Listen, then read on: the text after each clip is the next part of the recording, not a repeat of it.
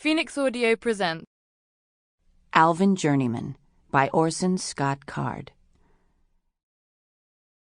Calvin was about fed up, just this close to walking up to Alvin and something.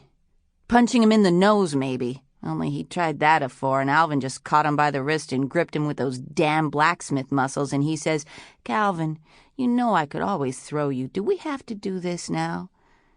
Alvin could always do everything better, or if he couldn't, then it must not be worth doing. Folks all gathered around and listened to Alvin's babbling like it all made sense. Folks watched every move he made like he was a dancing bear. Only time they noticed Calvin was to ask him if he would kindly step aside so they could see Alvin a little better. Calvin leaned against a big old maple and then hunkered down in the grass and looked out over Father's land. The house, the barn, the chicken coops, the pig pen, the mill house. Did the wheel ever turn in Father's mill any more? The water passed useless through the chase. The wheel leaned forward but never moved, and so the stones inside were still too.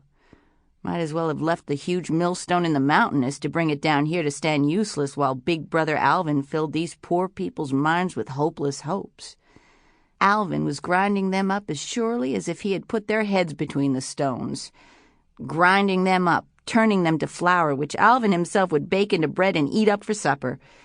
He may have prenticed as a blacksmith all those years in Hat Rack River, but here in Vigor Church, he was a baker of brains. Thinking of Alvin eating everybody's ground-up heads made Calvin feel nasty in a delicious kind of way. Made him laugh. He stretched his long, thin legs out into the meadow grass and lay back against the trunk of the maple.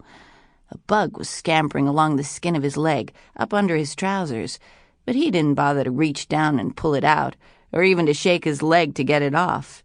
Instead, he got his doodle bug going, like a spare pair of eyes, like an extra set of fingers looking for the tiny rapid flutter of the bug's useless, stupid life, and when he found it, he gave it a little pinch, really more like a squint, a tiny twitch of the muscles around his eyes.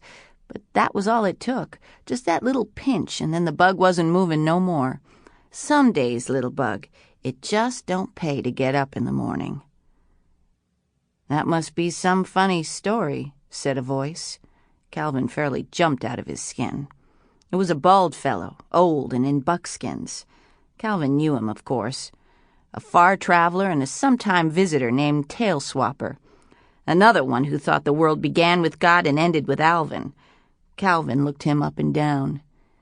"Did you get them clothes off a 90-year-old?" Sample complete. Ready to continue?